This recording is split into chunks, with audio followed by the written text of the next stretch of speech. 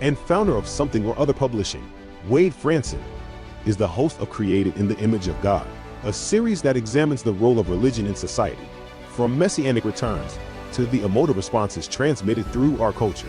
Wade fearlessly addresses reality claims from all directions, objectively exploring their compatibility with Holy Scripture. Joining him is Sanderson, CEO of Planksip, an international philosophy and cultural media outlet, helping emerging thought leaders with personal branding by co-creating organic content. Tonight's episode, What is Truth? With Joseph Atman. Good evening, everyone, and welcome to Created in the Image of God, the role of religion in society. I'm your host, Wade Fransson. This is a show that I've very much looked forward to doing. This question, what is truth, is one that has sort of wanted me to scratch an itch for decades. This is a quote from Jesus at the trial, the pre-trial for his crucifixion with Pontius Pilate, when he was served up by the Jewish people as an insurrectionist who was making himself a king. That was the accusation against him. And he was explaining or responding to Pilate's questions, one of which was he a king or not? And Jesus didn't really answer that. He said, "You say I'm a king." But in that context, he said, "Everyone who is of the truth hears my voice." And Pilate's answer was to say, "What is truth?" And then he went out and told the people that he found no sin. He found nothing wrong with Jesus, and was willing to acquit him if the Jewish leaders had gone along with that, which of course they didn't, and the rest is history. But that question, what is truth, was never really answered. And of course, as a lifelong seeker, it's an important question. It's an interesting question. And I have had the benefit of doing this show now for well over a year and gotten to know a couple of philosopher friends. So who better to pose that question to and discuss that with you, my dear audience, tonight on Created in the Image of God. So without further ado, I'm going to introduce our well-known co-host, sometimes co-host and guest tonight, Dan Sanderson. Welcome, Dan. He was already announced or pre-announced on the little show trailer. And our more recent friend who's been on the show before, Joe Atman. Welcome to the studio, Joe. Thank you for having me again, Wade. And Joe, as some of you may recall, is the author of a book called A Philosophical War, a book that I continue to reflect on because of its deep insight into one interpretation of the Garden of Eden story, in which we are challenged in our understanding of reality because of the concepts that we create in order to understand reality. And Joe, that might be a nice way to sort of introduce this topic for you to unpack that idea from your book. And I know you spend a whole book talking about it, so I'm putting you on the spot to try to briefly explain it, but I invite you to do so to sort of tee up this whole discussion. Sure. The basic tenet or concept, if you'll allow the pun, is that we more or less understand the world through a series of concepts. And yet, ironically, concepts are different, ideas are different than realities, basically. Our thought about a school bus is not the same as the reality of a school bus. And then you say, well, what makes up a reality per se? And I think we're going to get pretty deeply into that here this evening. But more or less, from a biblical standpoint, we were given this kind of consciousness that we have that is largely composed of concepts. We interpret and put our consciousness together largely through the utility of idea, of concept, of some sort of distance from, an abstraction about. And yet I think that that was something that was difficult for the biblical Old Testament version of God, in that normally, most other creatures, most other beings don't have this disconnect with the world and with experience, with phenomena, largely because of the fact that they don't conceptualize things. Cats don't sit around and wondering, what is it to be a cat and what is this life all about? They are simply, they're simply at one with their experience. where because of the way that we've structured our consciousness, we're always at odds with the world. We're always in this sort of perpetual state of a removal from, rather than a being with truth, a being with reality, a being with ourselves. And that is, in my opinion, the basis for why we suffer, for why we struggle, for why it is that we are at this continual odds with everything. And I think, again, that's why the biblical God didn't want us to eat from that tree, because of the fact that that kind of knowledge without an experience, and that sort of existence without fully understanding the ramifications of it, is a very dangerous one to have. And so we were cast out from that garden, whether we were cast out by God itself or by our actual comprehension of this knowledge that we weren't ready for, is up for some debate. But that in it, the smallest of nutshells is sort of where it's at. Perfect. And let me unpack a few of those things, and Dan, we'll get to you in a minute, especially the really wonderful question that you asked while we were in the studio right before this show launched. But let me address a couple of the things that you mentioned, especially because, as you know, and as the audience knows, I'm a recovering fundamentalist who still tends to like to take the Bible literally. So let's look at it two ways now. Let's look at the Garden of Eden story two ways. First, I'm going to take a literal view and pose a few questions, right? So if we accept the story as being literally true, and God created Adam from the dust, the story shows that Adam was a grown man. There's no sort of narration of Adam as a Mowgli, right? Who was a boy in the Garden of Eden running around with Bagheera and Baloo, right? No, he was a grown man. And he invited this new man, God invited this new man to name all the animals, right? Well, where did he get the language from? Where did he get the concepts from to sort of describe these animals and give them a name that might have some kind of meaning? Why would God give him that task right there? And how would he know how to dress and keep the garden if in fact he was created from dust as an adult? You follow me? So right there, the story kind of breaks down if you take it too literally. So I'm going to now shift, and I'm not saying there wasn't a literal garden and there wasn't a literal Adam. I actually believe there was a literal Adam, but at if we even accept that, the story is a really condensed version of the full story, right? Some details have been left out, one might say, at a minimum. But now let's take the other tack and say that there's an evolutionary process going on, and Adam is symbolic of man's emergence as a being who has the capacity to now begin to process these concepts. And Eve is introduced as sort of his soul, which is a Baha'i sort of an interpretation, one interpretation. I'm not saying the interpretation. But Eve is kind of a soul-like creature who is now elevating man's consciousness, right? By introducing or being the first one to say, you know what, I would like to go there. It might be just fine to be an animal and not have to worry about good and evil. But I have a desire for that fruit because it says it is desired to make one wise. This was Eve's statement, right? She looked at the fruit and she wanted it. She says, yes, I would like that power. I would like the power to discern between good and evil. But now in Buddhism, desire is the source of all human suffering, right?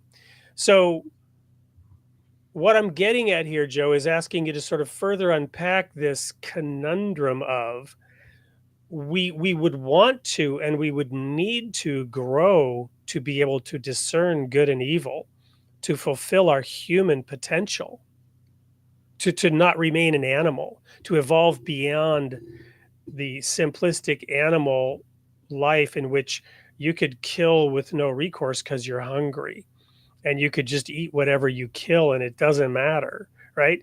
And you don't have greed involved because you're not going to kill 10 animals when you only need to eat one. That's more of a human tendency, right? But create a human and don't give it a sense of good and evil, and that's what you get. You get, wanton destruction, right? So that's the conundrum, right? And you've kind of, to me, really crystallized this out with this idea and this challenge that by creating a concept, we might be enabling ourselves to climb to a higher level of awareness and understanding in a way, but we also cast ourselves out of the garden because we've created a false idol, which brings, disappointment, all the negative things, guilt, whatever. Anyway, I'll stop there and let you respond to all that. Well, I think the response is that you've hit the nail on the head, because you do, I think, need that. I mean, the passage, depending on the text that you read, that predates the happening with the actual consumption of that fruit from the trees. God, in a very mysterious passage, says, "Let them not eat from the tree, lest they be like us." Right. Right. And so it's like, okay, well, wouldn't a God want its creation to, at least an all-loving, all-knowing, all-powerful one, who wants to share that, right? Wouldn't that God want its creation to have a piece of that? Then again, well, unless, and sorry to interrupt, just really briefly, unless like an overprotective mother, there's a lot of pain associated with that, right? You don't want to see your child experience that pain. So, overprotective God would say, "No, let's not go there, because look at what's going to happen if we allow that to happen." And indeed, look at what has happened. What have humans done with that power? Yeah, I think I would argue that the pain could have been lessened had we sort of stayed in that state, for sure. Then again, the pain could be further lessened still, and maybe this is all part of the great plan, because as you correctly stated, as I was starting to state a moment ago, you can't really evolve, you can't really get to your highest potential without this kind of knowledge and experience. There's no pain, no gain. I've heard it said, no pain, no gain. For sure. No, without this kind of knowledge, how could you possibly become, your fullest? There would be a whole blind side to reality without this kind of knowledge. The problem that we encounter is that we have touches and feels of it without, a full understanding of what it is, what it means. Our experience is limited. And yet our knowledge, the potential for it, seems unlimited, right? We learn things all the time. We grow in new ways all the time. And yet we don't seem to have a large enough cup to hold all of that knowledge. So again, I think that the large problem, at least if we're looking at this from a biblical standpoint, is that we gained, or humanity, or Adam and Eve, whether you believe it evangelically true or just a beautiful metaphor, I would even make an argument that it is a very powerful, maybe even more powerful as a metaphor, but that's a different conversation. But I think the difficulty is that if you have all this knowledge without experience, that's where you really, really start to encounter difficulties. And again, the way that we've set up our consciousness, we have a whole system by which we interpret abstractions and create realities from those abstractions within ourselves, and then operate as if those abstractions were real. I have an image about Dan that I operate on, thinking that, it could be totally right. I could think, Dan's a terrible person, and maybe he did, something, harmful to me, when actually it was you, Wade, who did this harmful thing. And I've treated Dan like, the enemy this whole time, when really all along was you. I had an idea about something. I put him up to it. I'm sure you would have. But that's really kind of where it lives and breathes, is we take these ideas and without experience and without full knowledge, and treat it as though we did have full knowledge, and then operate in the world as if those things were the truth, which is, I know, what we're talking about today. That's where that danger really, really lies. Well, and this is where I want to introduce Dan's question from earlier, because we were talking about what is truth and discussing how the show would go. And, you know, I'm certainly trained more in the Western way of thinking, and I've been a seeker, and I've been called by interviewers in the past, you know, have reviewed my books, you know, in being in relentless pursuit of the truth my whole life. And there really has been a driven quality for me to understand the underlying reality of things, but I've approached it intellectually. And then Dan introduced the question, well, what do Eastern philosophers think about it? And you know, we read this little quote that overall Eastern, this is, you know, the beauty of Western artificial intelligence, produced this summary, right? Overall, Eastern philosophers often view truth as interconnected with ethical living. And we would certainly see that in the Bible and other religious texts, but it goes a little bit further to say, because especially when you start thinking about theologians, right, and how the, you know, the Catholic Church and other religion in the West has evolved, interconnected with ethical living, spiritual realization, and harmonious relationships with the world. The emphasis is often on direct experience, introspection, and living in accordance with universal principles rather than abstract speculation or intellectual analysis. And in the West, we've gone more into that abstract speculation and intellectual analysis and data-driven analysis, in which data points represent some kind of objectivity, which often then overpowers and negates somebody's direct personal experience, in which you're told, well, you must have fooled yourself into thinking that because statistically that can't be true. So Dan, you know, you are the one that raised that question. What are your thoughts sort of on this discussion? And I know you don't come at the issue of truth from a biblical perspective, or certainly from the Garden of Eden, but you've addressed this question differently in your lifelong research and experience. I do, Wade, actually, and increasingly so, probably because of your influence. And I sit here between the two of you, and, you know, Joe dropped in something that says perhaps the metaphor is even stronger. And I'm offer a conciliant position where it's actually, you've got the two of these coming together, right? And so we've got Wade saying that this is the literal truth that's in the Bible. And then we have Joe that's saying maybe the metaphor is stronger. And I'm saying that that's actually what the meta is for. Okay. I see what you did there. So there's actually an intention for it. So when we start to look at all of this information as a whole, and we look at the Garden of Eden in particular, some of the things that worry us as a civilization are going to be that fall from grace of this perfected state of Eden, right? Okay. And that's worrisome. It's troublesome. It's letting your teenager go, let them experience life. And so we implicitly had this idea of there's going to be highs and there's going to be lows. There's going to be great rewards, but there's also going to be evil in there. And I have to reiterate that when somebody looks at an animal like a bird and they say that defining feature, that essence of that bird is the wings, it flies, the bird flies, right? Okay. This is an example of a bird that flies. It's this defining characteristic. And the defining characteristic of a human, at least from an evolutionary standpoint, is we have this incredible ability to derive truth from abstractions. We have this superpower of abstract capability. And so what I find that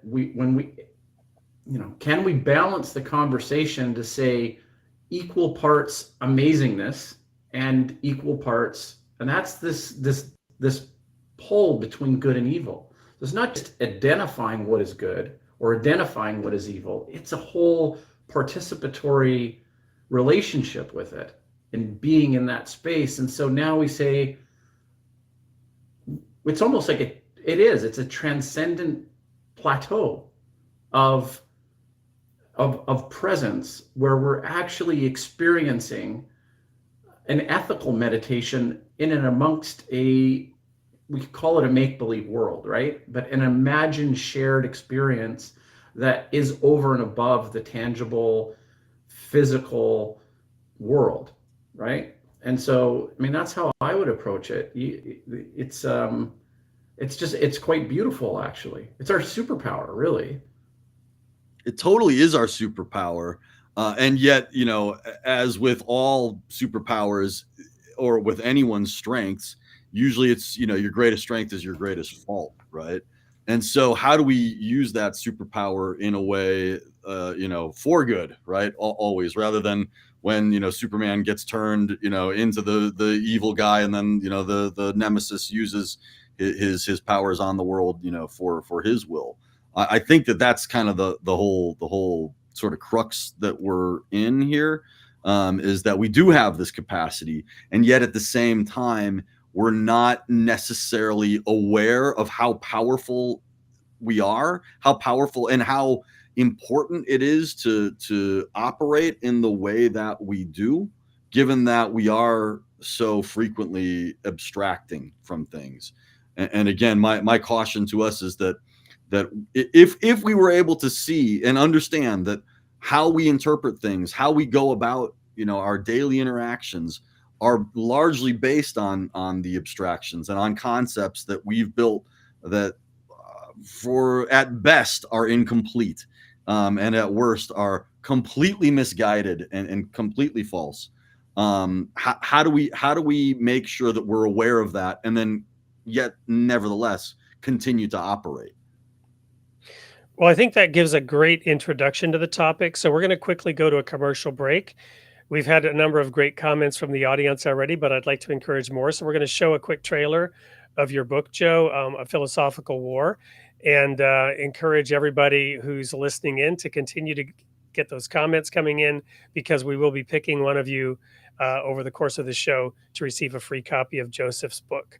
So stay tuned. Don't go anywhere. We'll be right back. We'll dive a little bit more closely into the actual words of Jesus, as well as the implications of that question, what is truth? We'll be right back after this.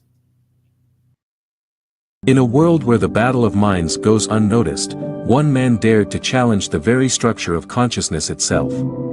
Joseph Atman proudly presents the first part of his groundbreaking collected work, A Philosophical War. Atman's mission is to expose humanity's most elusive adversary, the structure of its own consciousness. He argues that the modern human condition is plagued by a thought process that inflicts unnecessary suffering. This thought process, like a stealthy enemy, wages war against our nature. Atman's quest is both daring and revolutionary, to overthrow and replace the current prevailing conscious structure. He identifies the enemy within and seeks a more coherent and powerful ally.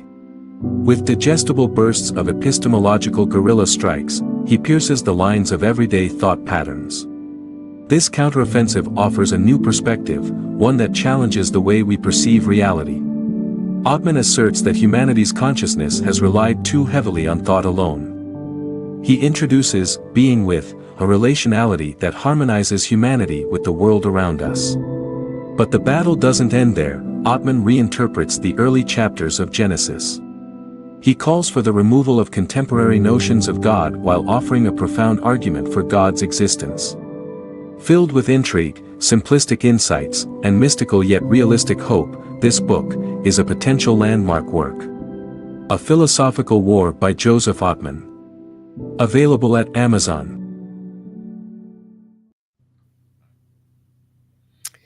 And let me just share that, that book was what intrigued me and got me in touch with having Joe on the show.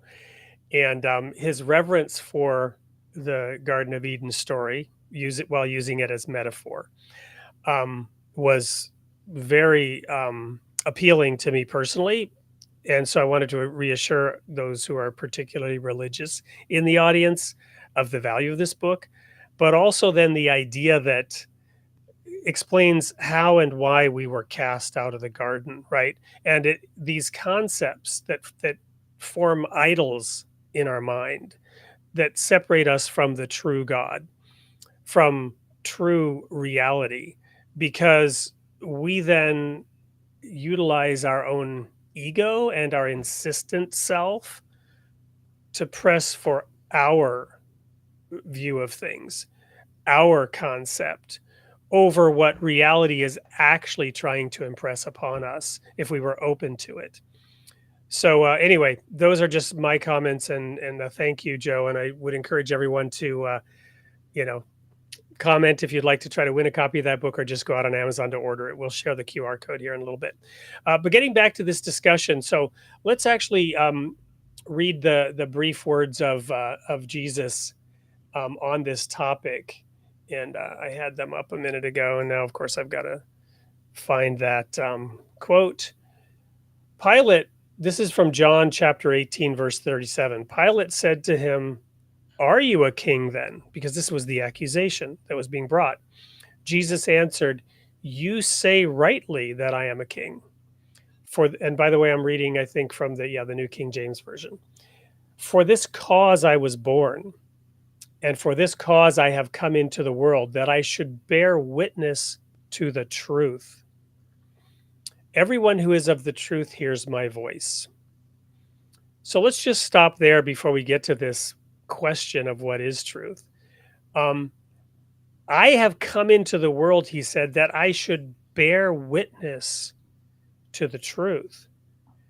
And it's really fascinating when you view the life of Jesus as recorded to reflect on how did he do that? How did he bear witness to the truth? And ultimately,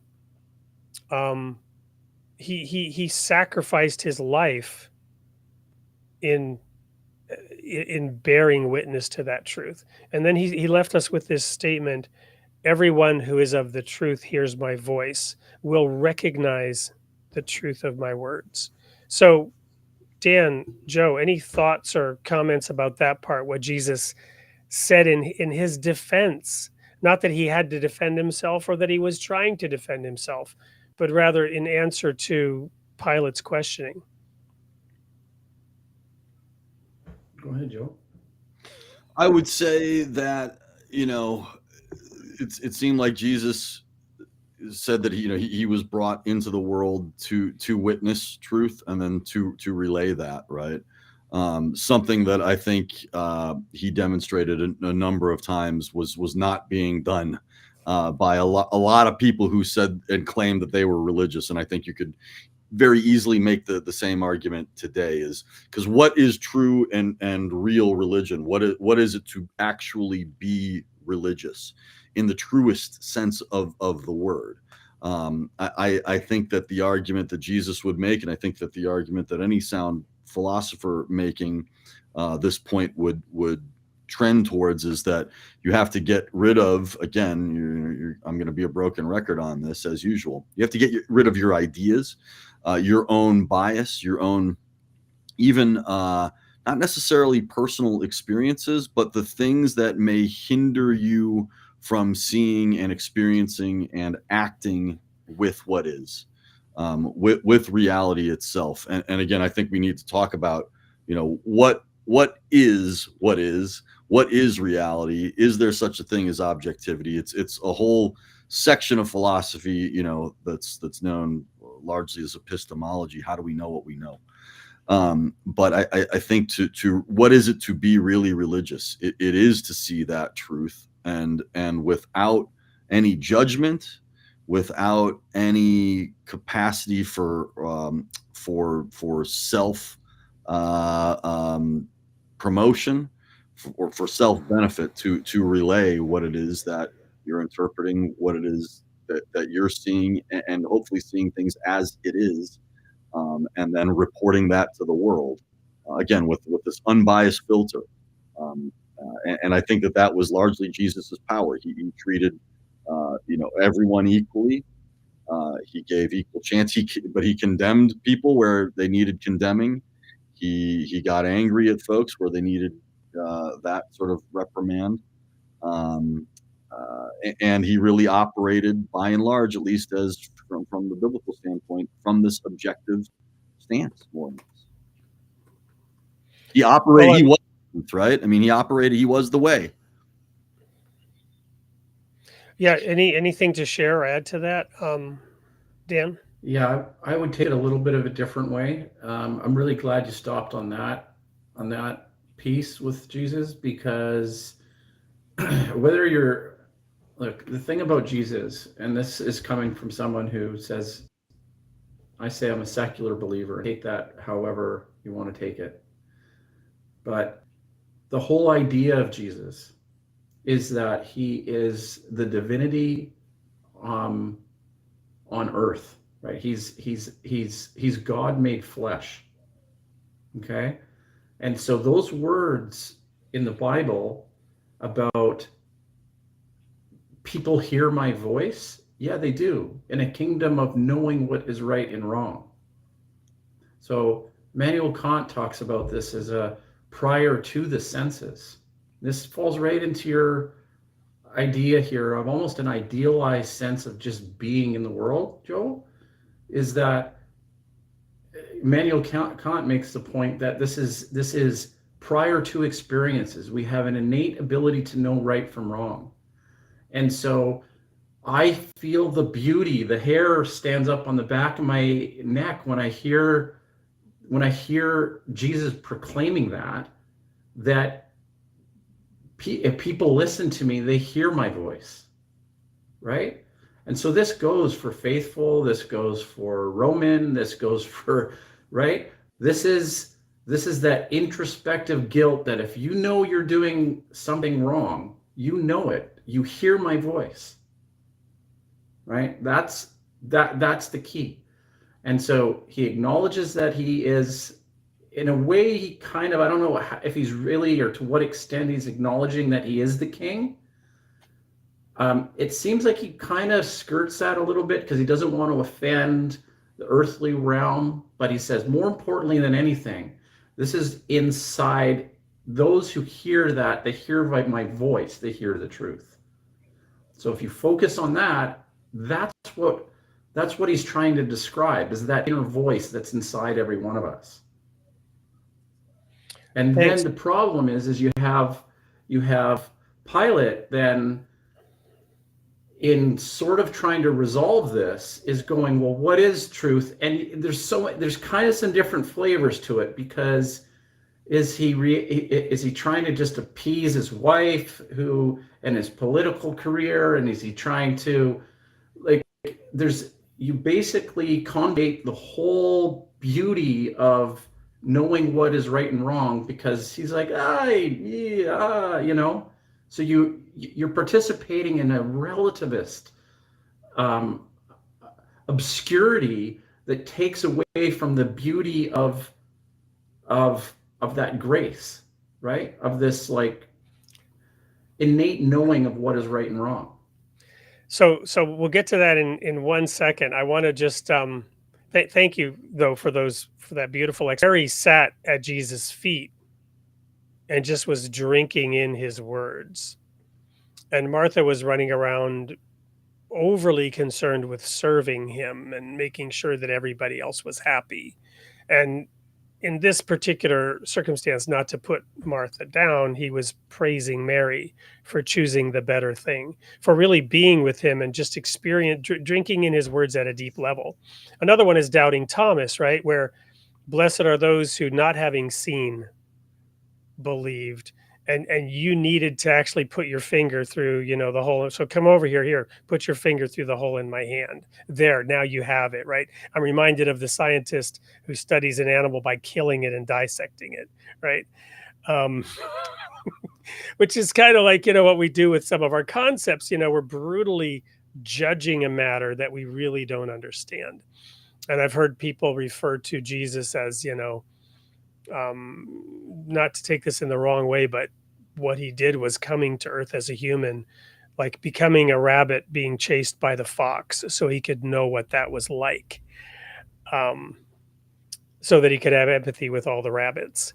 So anyway, that sort of direct experiential learning. So now let's get to Pilate's words. And would it be fair to say that, you could interpret what he said in a number of different ways, but he's most famous for being the guy who washed his hands of it, right? He washed his hands of the whole affair. And his question, what is truth? Isn't that kind of an agnostic's statement and an agnostic's pride, just being able to wash one's hands of it and pretend to be objective? But Pilate is admitting here, well, I don't hear it. I don't find anything wrong with you, but I also don't believe in you. And so I'm just going to toss you back into the global mosh pit. And well, gee, that didn't work out too well for you, but I'm washing my hands of it. Yeah.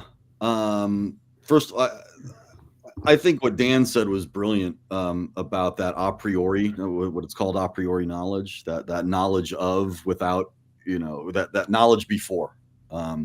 Because as we are now getting into this conversation about what truth actually is, there does seem to be some inner moral compass, within us all. And that seems to go for most all beings. I mean, we said it earlier, an animal doesn't kill, 10 different animals because it's hungry. A predator will kill, just what it needs to survive. That's a mechanism that we might look at as something that's vicious and difficult for us to kind of comprehend. But that's just the law of the land out there. But it doesn't do more than is necessary for its own survival per se. And so good and what is right and wrong, that doesn't really even that plays into things, but it's on a very different level depending on the kind of creature you're dealing with or the kind of consciousness that you have, I think. But there does seem to be some sense of how to act, how to behave just generally within the world. Is that truth? Is that a nod to reality or to this way of being, again, just with the way itself? I think you have to, yeah, I just think you have to unpack what truth is, and then beyond that, what is reality and what is objective, if any of those things actually can be said to exist. Well, the beauty of this kind of discussion, I mean, and I wanted to have this show for very selfish reasons. I knew I would learn from this discussion. And so I want to share an epiphany. It's sort of a slight deepening of understanding that I've had, but all this talk about direct a priori knowledge, right? The direct experiential knowledge.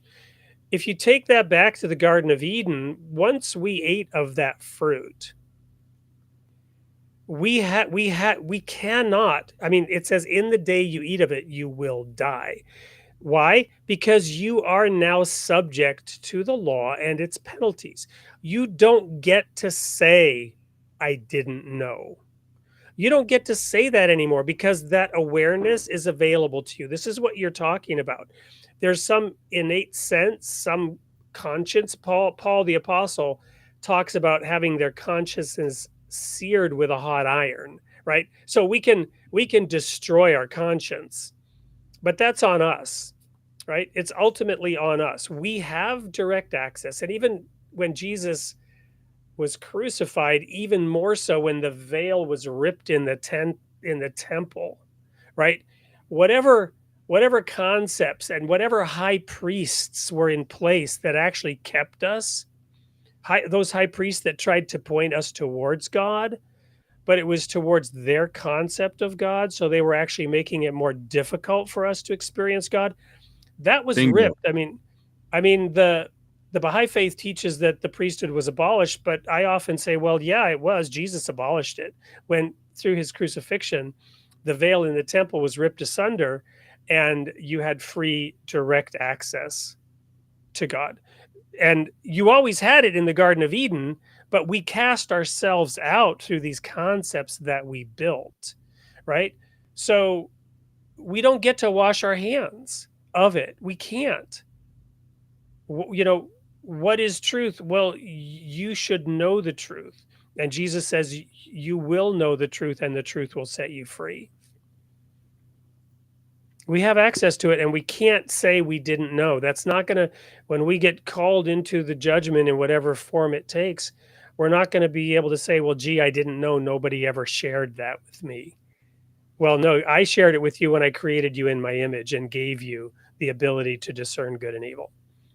Yeah, and now we're talking about also morality and ethics, which is a even maybe a different conversation itself. I mean, it all has to do with truth, right? It all, and again, we haven't really talked about what truth actually potentially is. But if we're trying to discern what is right and what is wrong, is that the same thing as truth? That's something to unpack, I think. It's interesting you bring up the word truth, and I kind of compare it to true with its binomial counterpart of false, and then you're into this realm of I guess like scientific inquiry. It's true or it's false. True and truth have a slight difference to it too, right? It has more of a feeling of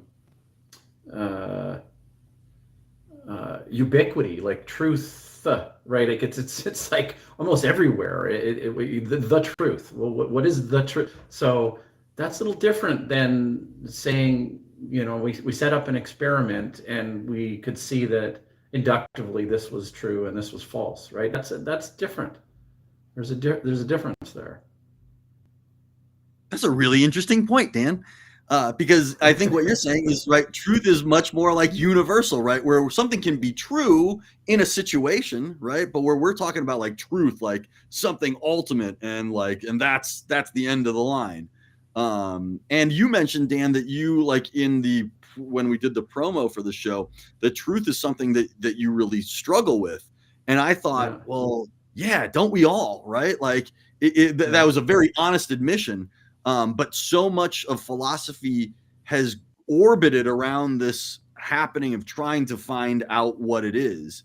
And if we could start from this place, this very humble place of admission of, I don't know, I think we'd all be much better off. But I also think it's a great sort of very subtle observation, but a very important one of the difference between truth and what's true. Right. I think it can be easily hijacked by people of the cloth, right? I think that truth and dogma, I think dogma can be very easily hijacked and put into the garbs of truth. Well, let me put it. Your own framework. I'm sorry, Wade. Go ahead. When you create your own framework, when you set up your own rules, there can, like within, a religion or within a particular mode of thinking, you can say there are a number of different, things that are true within those parameters, and then call, that grand happening, its own truth, right?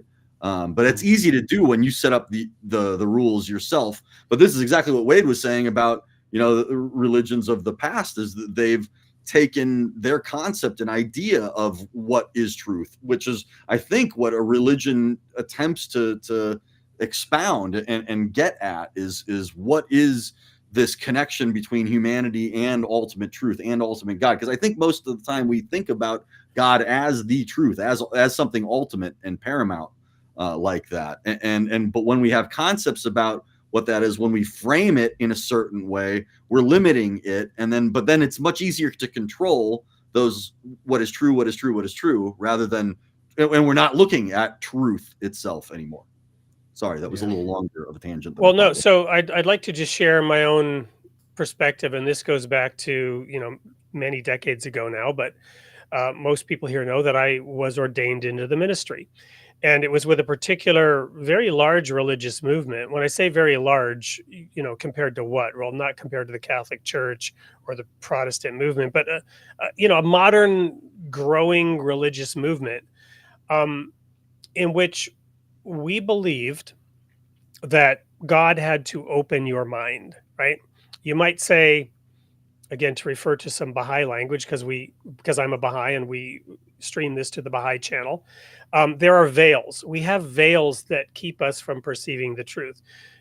Joe, you referred to them as constructs, right? Or concepts. And with Plato, it was a cave that we sat in behind, and we only saw, reflection at the front of the cave. We didn't really know the truth, but we believed that God had to sort of remove some of those veils for you to get to the point where you could begin to see things that you had not previously seen that are in the Bible.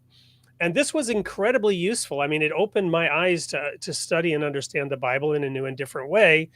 And it did free me up from a number of concepts which are clearly wrong.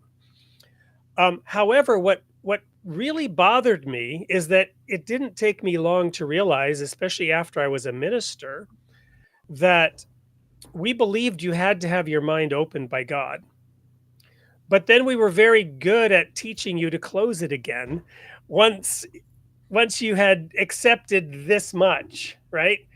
And then we had all these ways that were basically fear-based to keep you from growing beyond that, to keep you stuck in this arrested spiritual development where you'd receive certain things and they were very valuable. They were incredibly valuable to me. They helped, I don't want to denigrate them in any way. And yet they were incredibly limiting. And then when I was a minister, I was frustrated with the fact that the people in my congregation were stuck in the dogma. And I ultimately saw no way out of this. And I saw the whole global movement then begin to be more coercive, to both try to keep people where they were at, and other people were trying to force people to move in a certain direction that they believed to be more correct. And ultimately, these concepts were reinforced and kept in place with the threat that Satan would deceive you and take you away from the truth, right? So this is actually, in a microcosm, the case with every religion. When Jesus brought his teachings, initially there's a flourishing of newness, of springtime, of openness, of people learning new things. And this is what it means that they hear my voice, and Mary sitting at his feet and drinking in of him. But over time, then, as these doctrines become dogma and they become calcified, they then stifle growth and stifle evolution. And then something needs to come and reignite that and bust through, like Luther coming later is one example, and busting it open. But more importantly, you have this succession of prophets and messengers sent by God who open people up to new understanding. That's at least religion as I see it, and why I don't view religion ultimately as a negative thing, but it has a springtime and it has a fall and it has a winter. And then we're just stuck, and we need some additional input from a higher source to help us rip open those veils again and bust those concepts up.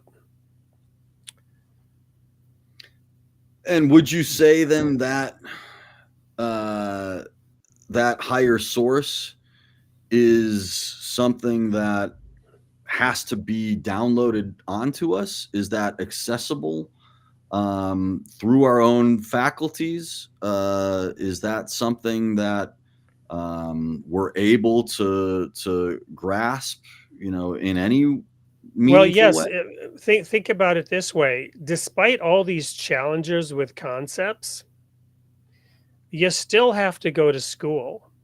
You still have to read. Somebody has to help you understand how to read.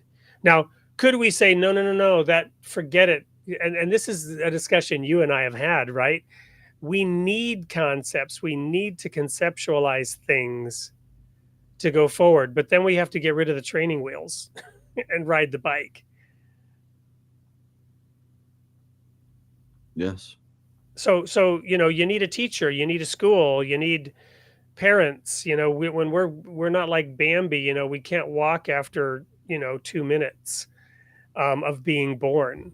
We will literally die if we don't have somebody caring for us and speaking to us so that we can listen and learn the language. I mean, take Helen Keller, for example, right? Until she had her teacher. Everybody knows the story of Helen Keller and the fact that she was like a wild girl, and she was like becoming frustrated and enraged as a young child until somebody could reach her and then teach her. So what we do on this show, we try to reach people I try to reach people so that to create an environment where it's conducive to learn. Is there some teaching that goes on? Perhaps, but it's more at the collegiate level where we're having discussions and people are learning by being exposed to these ideas and these concepts. But without that, where are we? I'd also wonder if we're able to access this, and maybe this was my previous question, or should have more succinctly been the previous question. Can we access that on our own without, or what would access Yes on our and own? yes and no. Yes and no. Right? We can absolutely access it on our own.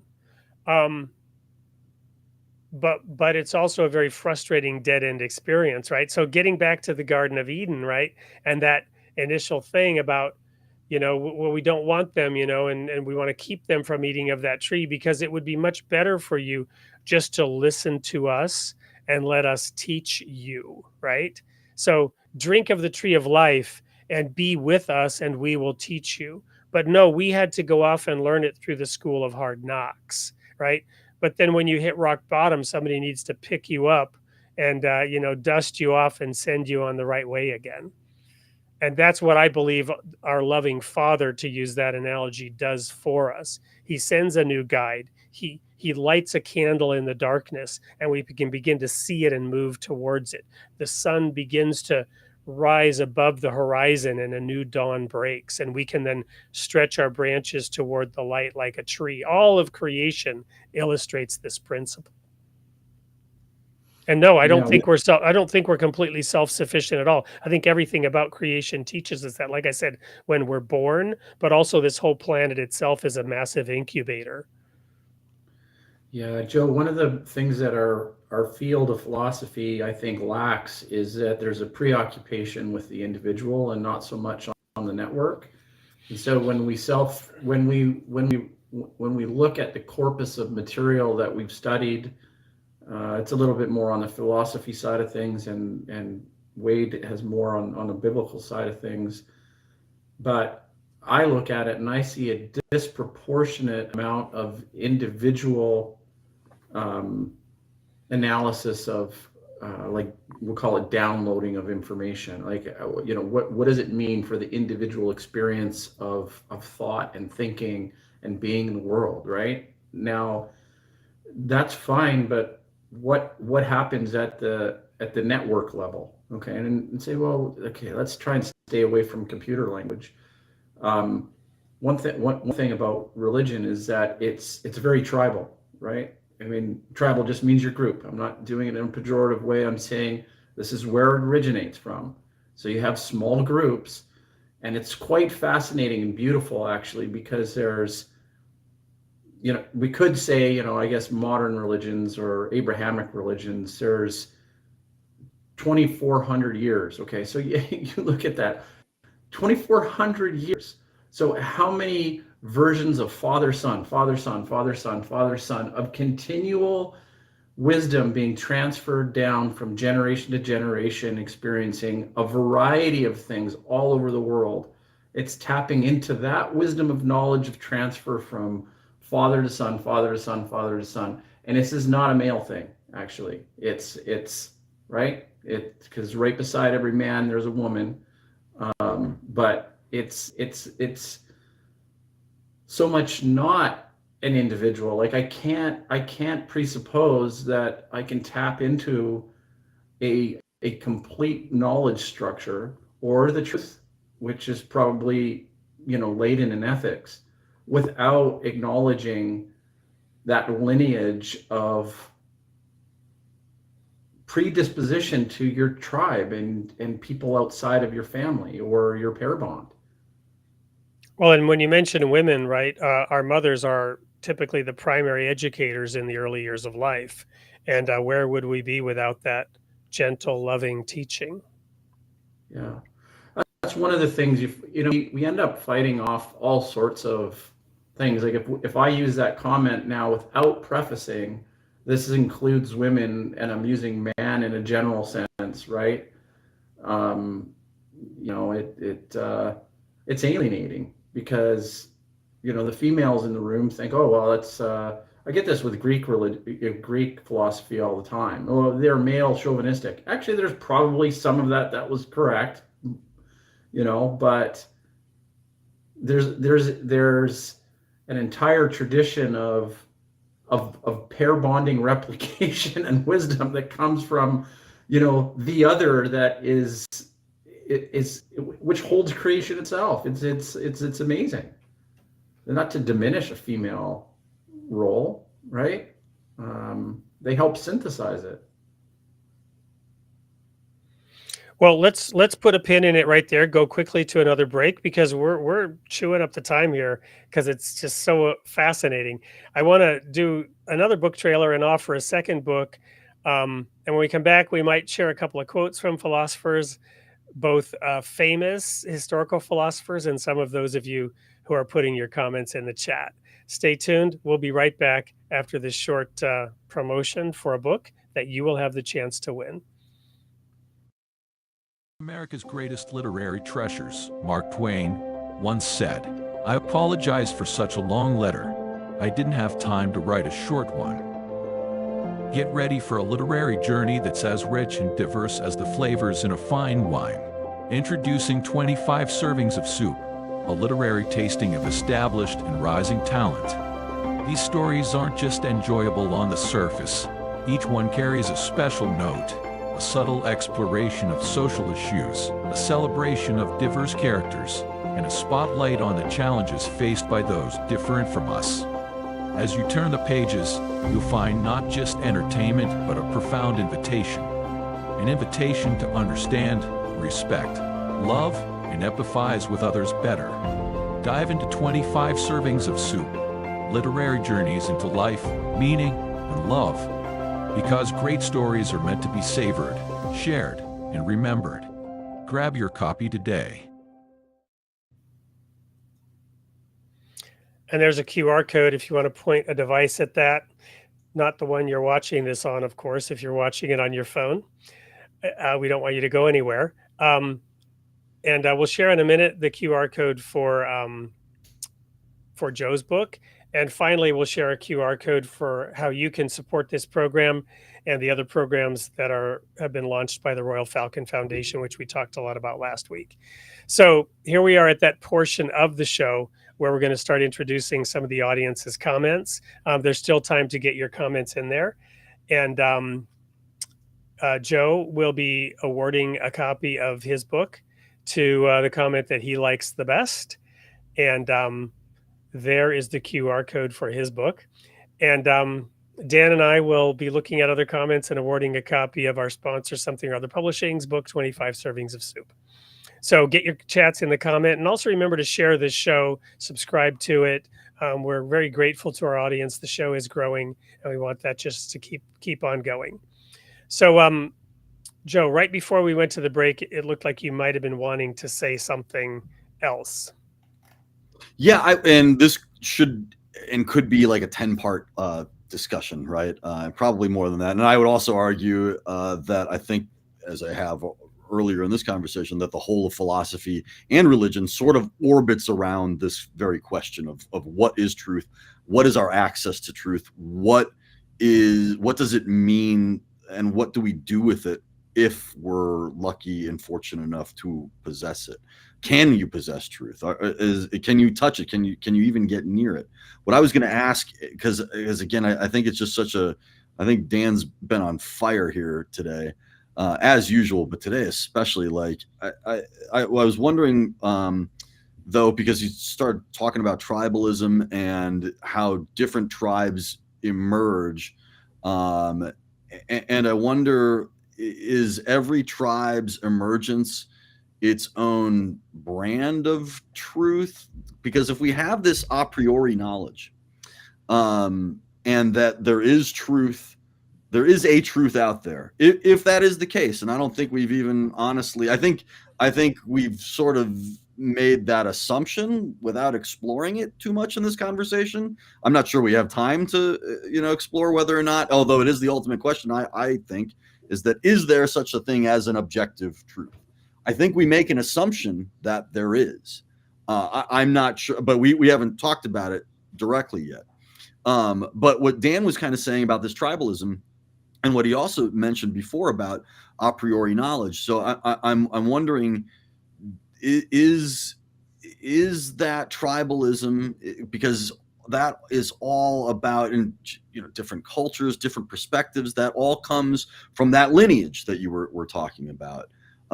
Is that all derived from a brand and a perspective on truth, on a tribe's or an individual way of being's interactions with their truth? Is something more correct than something else so far as truth is concerned?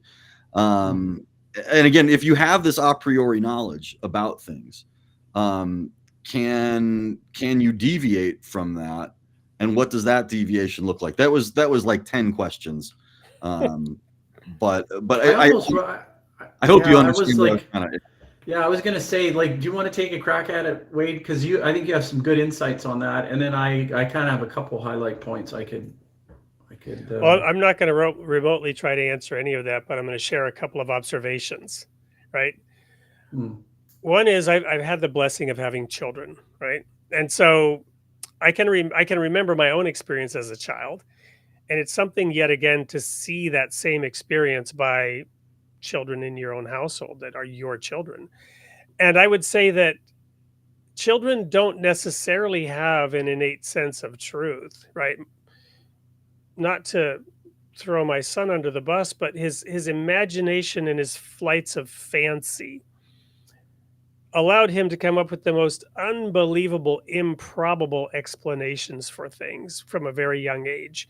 I mean, he was the one that asked why 10 times more than my daughter. She asked why enough, but he 10 times more.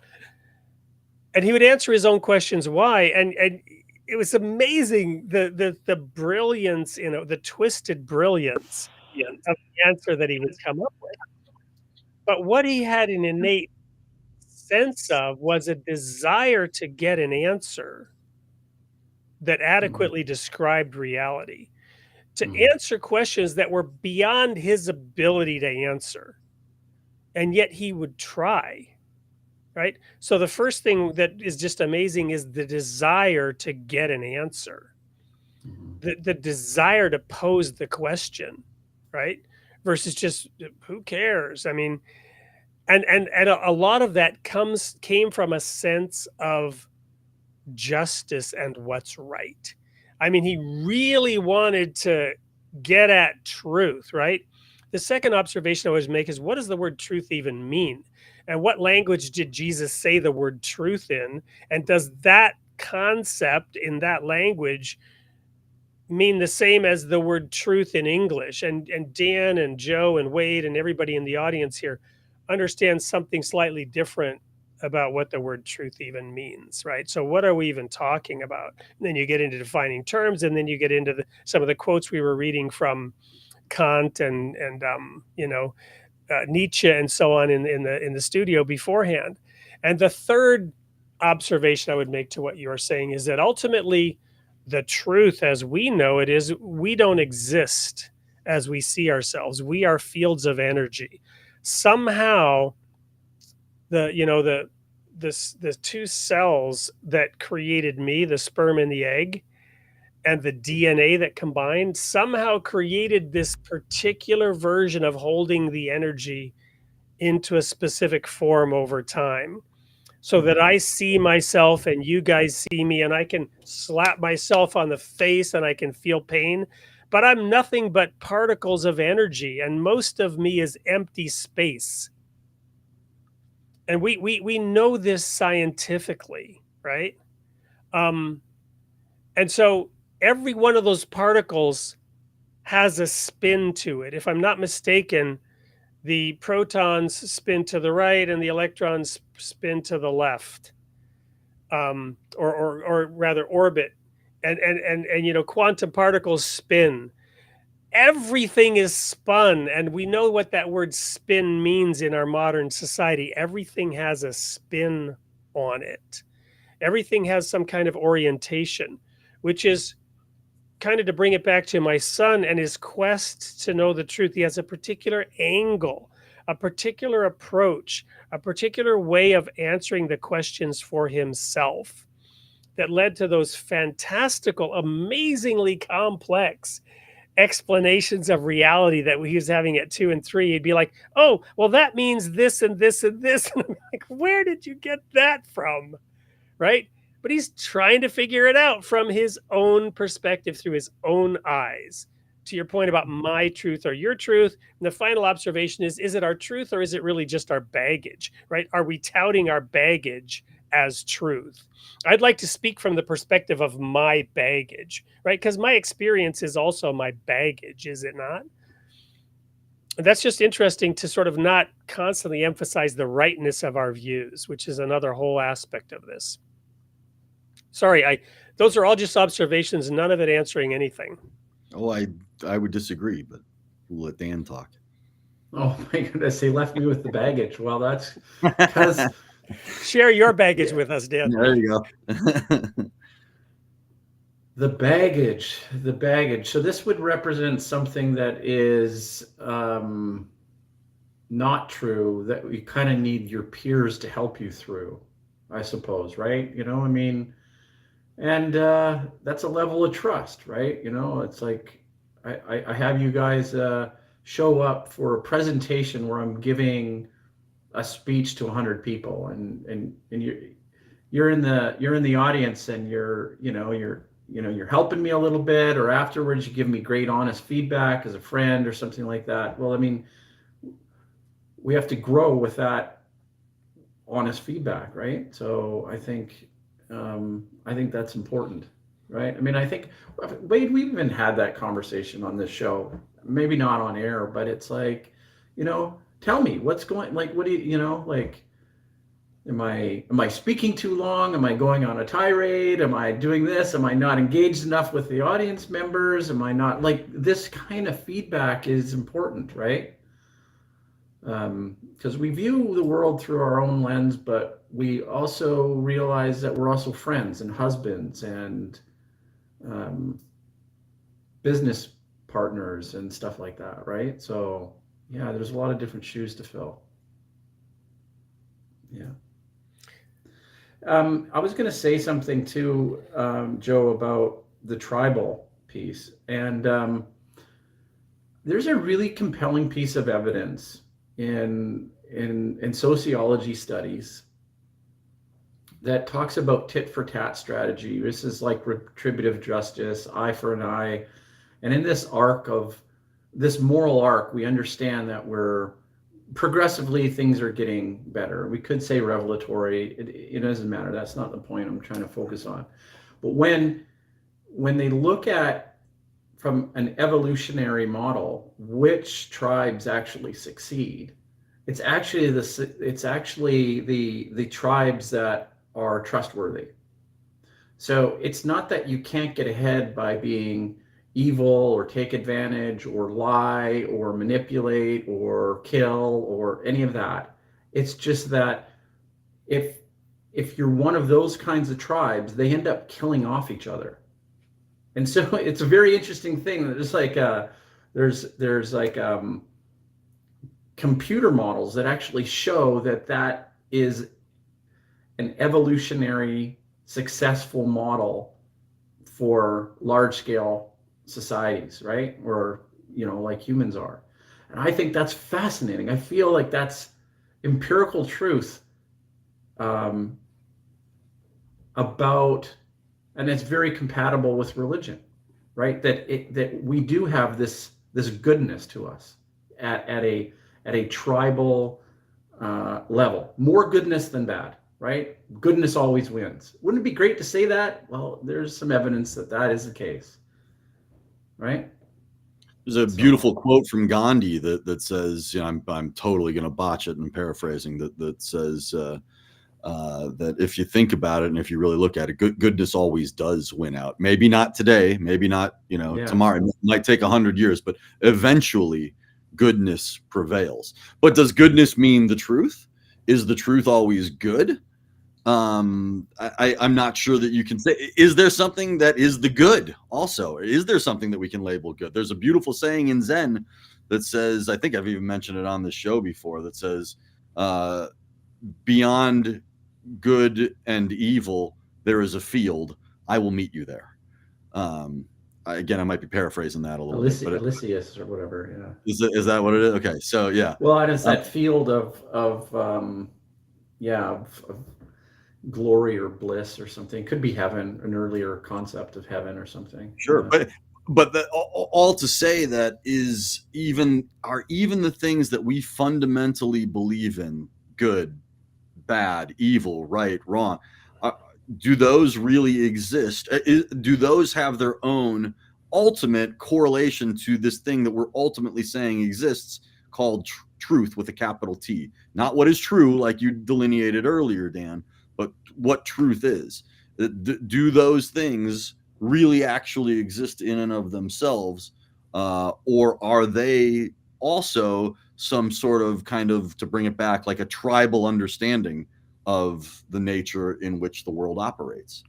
So obviously we're going to have to continue this conversation. We're already over time, so I'm going to be the heavy here and put my, as the Germans say, my mustard on it, or as we might say, add my 2 cents here at the end, and just open up a new dimension. And that is that I was having a discussion recently about memories with somebody, and they were saying, well, do memories belong to the soul, or are they of the body? And this person said, well, obviously they're of the soul. We take them with us into the next life. And I said, do we? Because there's a material component to where our memories are stored, and these concepts that we form, there's an emotional attachment. And I made a somewhat sexist comment, I guess, that, women will remember 10 years ago what dress they wore to an event, because there's some kind of emotional attachment to that. And a man, I can't remember what I wore yesterday. So there's a different kind of interpretation that each of us individually, and perhaps some collective characteristics of certain identities, whatever, that are how we form our memories. But when we pass on into the next world, the next life, the next dimension, there are various views of that field that you talked about, beyond good and evil. My question was, well, do we take those memories, or will we take some kind of spiritual essence of those memories? Will we then understand what those experiences really were for the first time, right? In many holy writings, it talks about this passage into the next world. In the Baha'i writings, it says all our questions will be answered when we pass on into that next world. So maybe then we'll understand truly what truth is, and also reinterpret every experience that we had in this dimension, on this plane, in this life. I'm just going to sort of put a pin in it and not open that up to comment or response, because I do want to go now to some of our audience comments.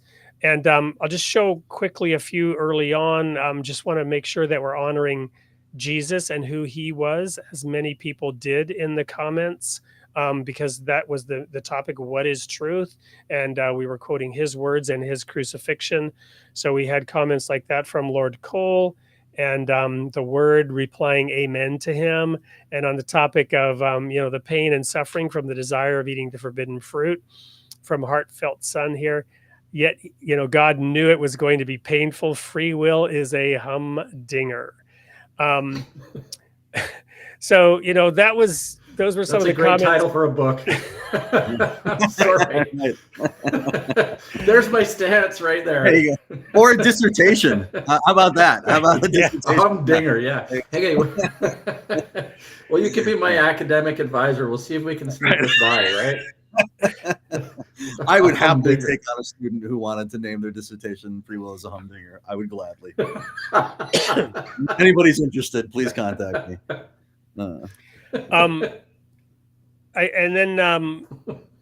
Here's another one from Ralph Shoemaker, a regular guest and a frequent commenter. Thank you, Ralph. Quoting the Thomas Jefferson and the preamble, or was it was the Declaration of Independence, not the Constitution? I think it was the Declaration of Independence. We hold these truths to be self-evident, that all men are created equal. There's some a priori knowledge that we should we should have been able to come to.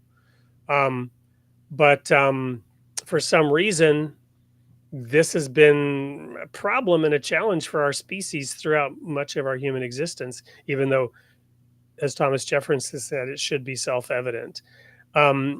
Here's another great comment from Freebird. I believe everyone believes in one way or another. No atheists in a foxhole, sort of thing. Your atheism goes out the window when you're that rabbit being chased by the fox yourself, is what's being said here. So, Dan and Joe, I'm sure you can see the comments. Are there any that you particularly want to call out, especially you, Joe, in terms of awarding your book to someone?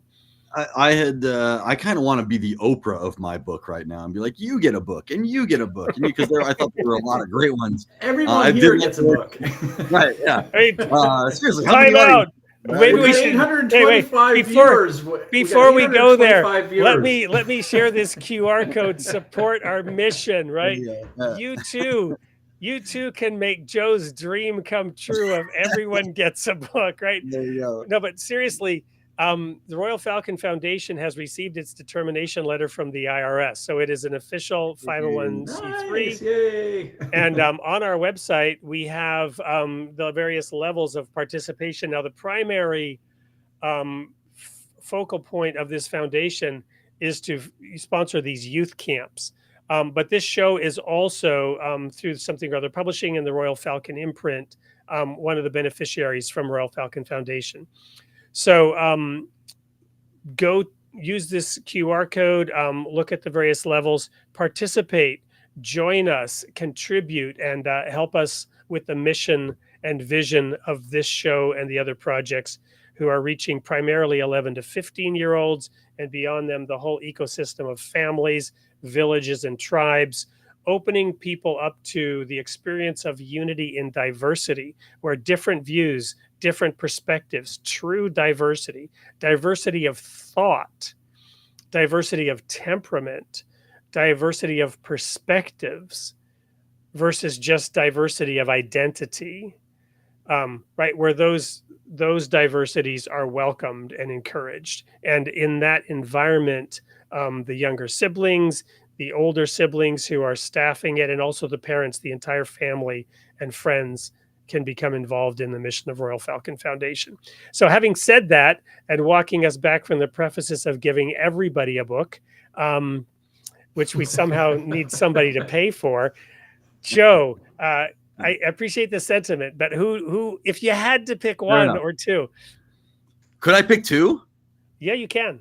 Absolutely. Okay, I would love to pick two, because I thought that Ralph Shoemaker's comments, well, he said something about me. Well, he threw in some Zoroastrianism there at the end, but he said something about me that I saw earlier that I was like, yeah, I kind of, he sounds like a unity between Hinduism and Islam. Sort of, kind of, there you go. And then I had Lord Cole, who just sounded like he just might be, he might connect with a philosophical war. Well, absolutely. Even though, after all of his great comments, here's how he left it. Well, but no, he absolutely, and I agree with you. We just have to have a little fun with this. Fair enough. But for those of you, and by the way, since not everybody knows this, we stream on a bunch of different channels. So you're only seeing some of the comments depending on what channel you're on. Unfortunately, we get to see all of them in the studio from, all the different channels that we stream on. And there's a growing audience. I mean, we've got 1,100 live viewers right now, according to the stats. So thank you to everyone in our audience. Even though you're not all seeing each other and all your great comments, we are seeing all of them. Yes, thank you. I'd like to on that determination letter. That's a big deal. Thank you. Yeah, congratulations. We were rejected. And I don't want to criticize the IRS. It was really, some unnamed someone who had not properly filed everything that they required. But that certain unnamed somebody, i.e. me, took care of it eventually, and we eventually got it all. So this was Morning Gal, who made a comment too about mothers. Thank you very much. said, I think we'll remember them, but I think they'll be so small in comparison with what we'll be surrounded by. So, Morning Gal, you're my choice to get a copy of 25 Servings of Soup. Not quite as great as Joe's book, but we got to honor those authors as well. And so, what you all need to do if you've won, so Lord Cole, Ralph, you've won before. We have your number. We know where you live. We'll get that book out to you right away. Maybe even Lord Cole may have won a book previously, and we thank you, for being repeat show fans. And clearly, you can win books multiple times from multiple guests.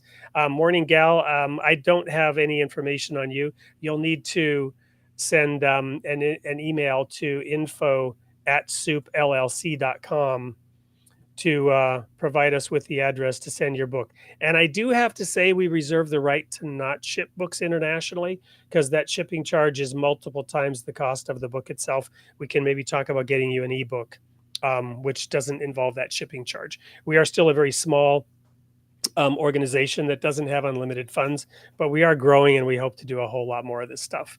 Any other comments that either of you want to share out with the audience? I'm good. I think that's we're going to wrap up the show, I guess, right? I mean, you did such a good job there, Wade. Well, we always wrap up the show by telling about next week's show. And boy, do we have a doozy for you. So a humdinger almost. Well done. So I just have to find the show link here so I can do it justice. But while I'm digging for it, and you would be amazed at how many tabs I have open that I'm searching through right now. But I found it. So the show next week, same time, same place, will feature an amazing individual who is schizophrenic, in that his birth name was Nimrod. And for those of you who know biblically what that means, that's not necessarily a good thing. And there's a history behind it. So at a certain point in his life, let's just say on the 8th day of his life, he had to be given another name, which was the name of, I think, his paternal grandfather, maybe it was, and he got the name Avraham. So he's Nimrod Avraham. He's from Israel, and he is the creator of God's Gang. God's Gang is an animated series featuring interfaith superheroes. And that's just the ice cube on the tip of the iceberg of this man's story. So do not miss next week's show with Nimrod Avraham, the creator of God's Gang, right here on this channel or any of the channels that you're watching. 8 o'clock Central, same place, same time for Created in the Image of God, the role of religion in society. Dan, Joe, last chance to give an answer to what is truth, or punt on it, or give some other pithy comment. Well, I'm all about pithy comments. I think I would say that the truth is something that is real, that is verifiable. But then I would punt to say, how do you know what is real and what is verifiable and objective? I'll just leave it with the comment that Jesus Christ is truth to millions of people. You can feel it. So, Lord, thank you. Thank you, Dan and Joe. I just gotta, because I'm seeing Lord call. Hey, we'll store up your books and ship them together, right? Because you're in Canada. So go ahead and send us your address again. We'll make sure, because you're a repeat winner, how can we deny you this benefit? So do write back to us. We'll make sure you get those books. And thank you so much, everyone. May God be with you. May you see the path for yourself with your own eyes and follow the truth, whatever the truth is, wherever it leads you, by God's grace. And we look forward to seeing you all again here next week, same time, same place. Until then.